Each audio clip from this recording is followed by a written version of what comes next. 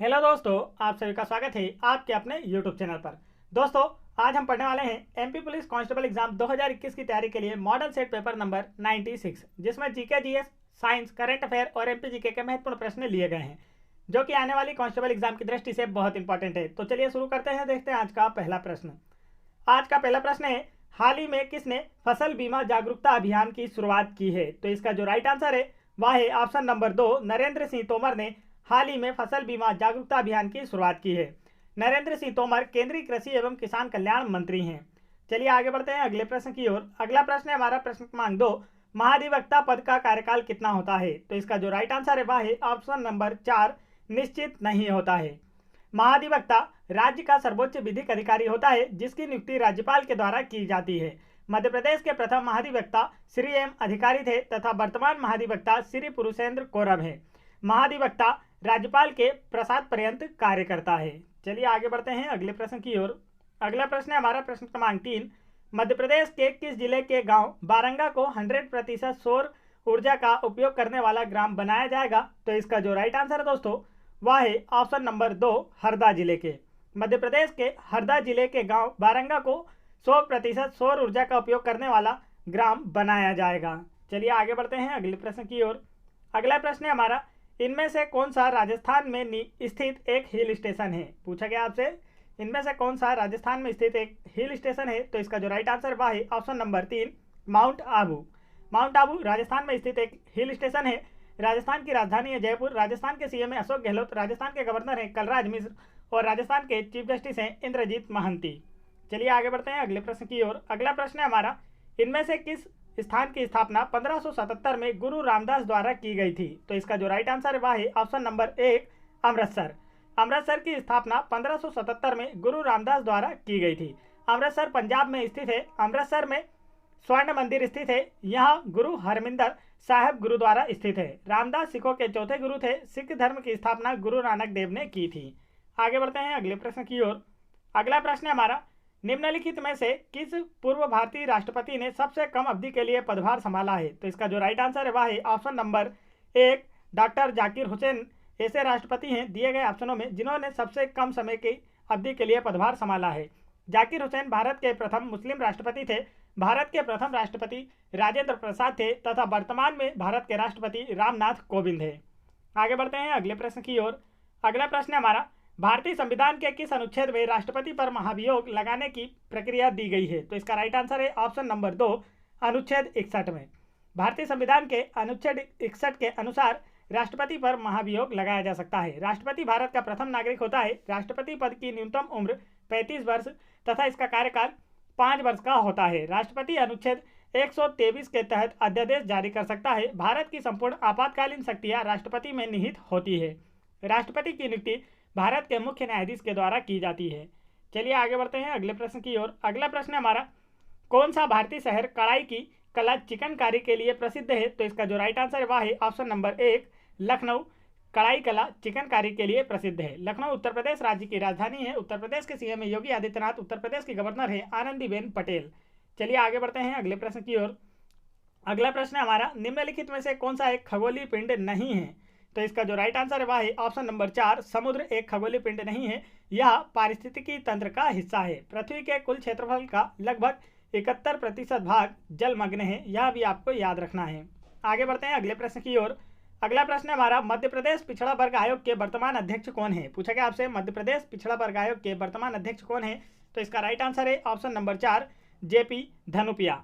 मध्य प्रदेश ने 13 मार्च 1993 में राज्य पिछड़ा वर्ग आयोग का गठन किया था। आगे बढ़ते हैं दोस्तों अगले प्रश्न की ओर। अगला प्रश्न है हमारा, भारत और चीन के बीच की सीमा रेखा का नाम क्या है? तो इसका जो राइट आंसर है वह है ऑप्शन नंबर 2, मैकमोहन रेखा। भारत और चीन के बीच की सीमा रेखा का नाम मैकमोहन रेखा है। चीन की राजधानी है बीजिंग। चीन के राष्ट्रपति हैं शी जिनपिंग और चीन के प्रधानमंत्री हैं ली क्यांग। मुद्रा है रेनमिनबी। आगे बढ़ते हैं अगले प्रश्न की ओर। अगला प्रश्न है हमारा प्रश्न क्रमांक 12, भारत के पुरुष राष्ट्रीय फील्ड हॉकी टीम के कप्तान कौन है? तो इसका जो राइट आंसर है वह है ऑप्शन नंबर 4, मनप्रीत सिंह। भारत के पुरुष राष्ट्रीय फील्ड हॉकी टीम के कप्तान हैं मनप्रीत सिंह। वर्तमान में भारतीय पुरुष हॉकी टीम के कोच हैं ऑस्ट्रेलिया के ग्राहम रीड। हॉकी भारत का राष्ट्रीय खेल है, यह भी आपको याद रखना है। आगे बढ़ते हैं अगले प्रश्न की ओर। अगला प्रश्न हमारा प्रश्न क्रमांक 13, हाल ही में यूपी के झांसी रेलवे स्टेशन का नाम बदलकर क्या रखा गया है? तो इसका जो राइट आंसर है दोस्तों वह है ऑप्शन नंबर 3 रानी लक्ष्मीबाई। हाल ही में यूपी के झांसी रेलवे स्टेशन का नाम बदलकर रानी लक्ष्मीबाई रेलवे स्टेशन रखा गया है। रानी लक्ष्मीबाई झांसी की रानी थी। लक्ष्मीबाई की समाधि ग्वालियर में स्थित है। रानी लक्ष्मीबाई का विवाह झांसी के राजा गंगाधर राव के साथ हुआ था। आगे बढ़ते हैं अगले प्रश्न की ओर। अगला प्रश्न है हमारा प्रश्न क्रमांक 14। ब्रिक देश कौन से हैं? 4 ऑप्शन दिए गए हैं आपको और पूछा गया है ब्रिक देश कौन से हैं? तो इसका जो राइट आंसर है वह है ऑप्शन नंबर 3 ब्राजील, रूस, भारत और चीन। ब्रिक इनमें जितने भी कैपिटल अक्षर हैं वह इन देशों के पहले अक्षर को निरूपित करता है। बी से ब्राजील, आर से रूस, आई से इंडिया और सी से चाइना होता है। आगे बढ़ते हैं अगले प्रश्न की ओर। अगला प्रश्न हमारा तीरंदाजी किसका राष्ट्रीय खेल है? तो इसका जो राइट आंसर है वह है ऑप्शन नंबर 4 भूटान देश का। तीरंदाजी भूटान का राष्ट्रीय खेल है। भूटान की राजधानी है थिम्पू। भूटान की मुद्रा है न्यूगल ट्रम। वर्तमान में भूटान के राजा हैं जिग्मे खेसर नामग्याल वांगचुक। तो इनका नाम भी आपको याद रखना है। आगे बढ़ते हैं अगले प्रश्न की ओर। अगला प्रश्न हमारा राष्ट्रीय वन अनुसंधान का क्षेत्रीय कार्यालय कहाँ स्थित है?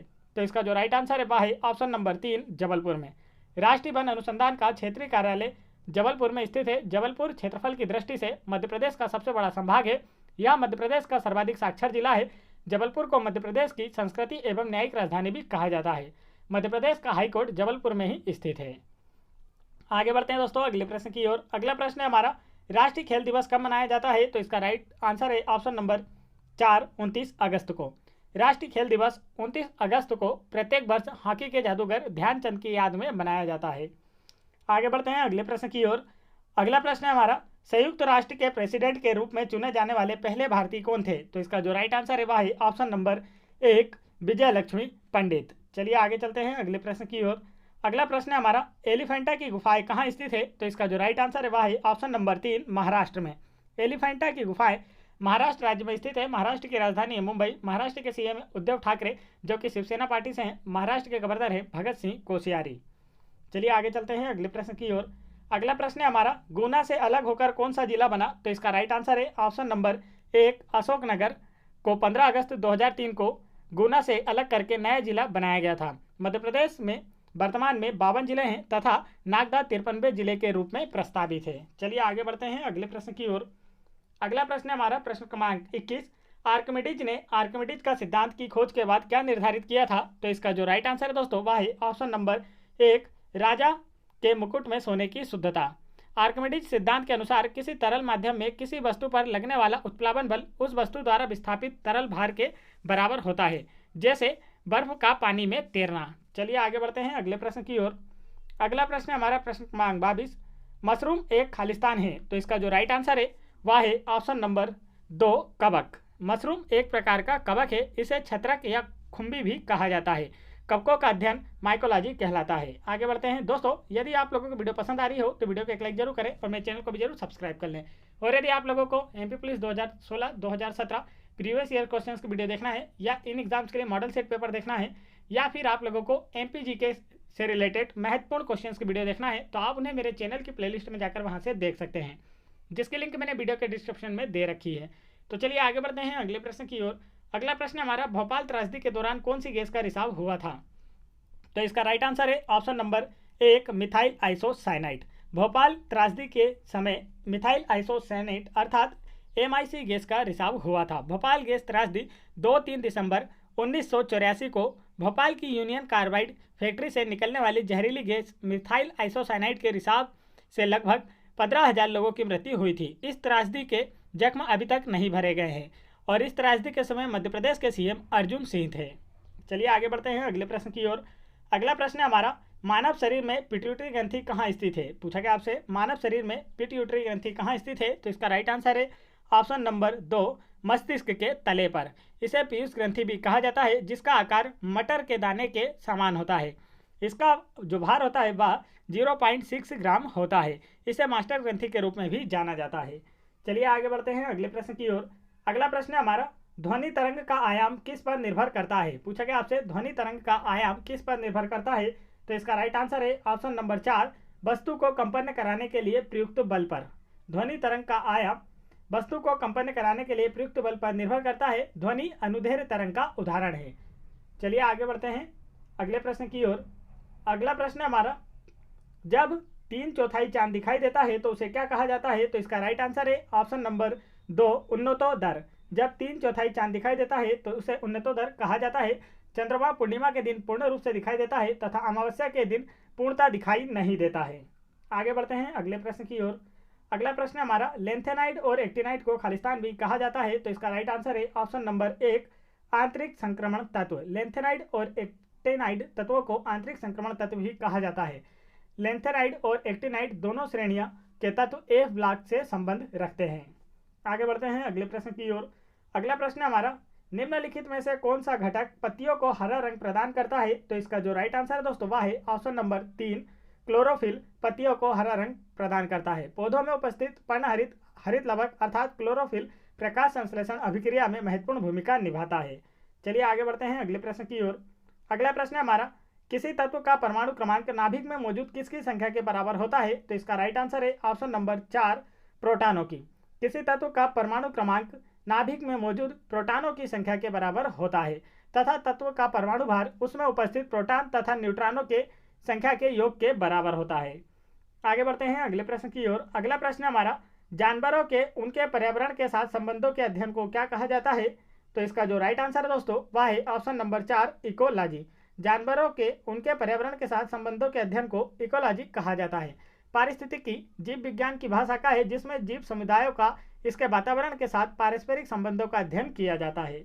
चलिए आगे बढ़ते हैं अगले प्रश्न की ओर। दोस्तों यहाँ पर मैंने आप लोगों के लिए क्विज रखी हुई है जिसका आंसर आप लोगों को मुझे कमेंट करके बताना है। आज की क्विज है, राज्य वन अनुसंधान संस्थान कहाँ स्थित है? तो इसका जो राइट आंसर है वह आप लोग मुझे कमेंट करके जरूर बताएं। वीडियो पसंद आया हो तो वीडियो को एक लाइक जरूर करें और मेरे चैनल को भी जरूर सब्सक्राइब कर लें और बेल आइकन के बटन जरूर दबा लें ताकि ऐसे इंपॉर्टेंट एजुकेशनल वीडियो का नोटिफिकेशन आप तक आसानी से पहुंचते रहें। जय हिंद दोस्तों।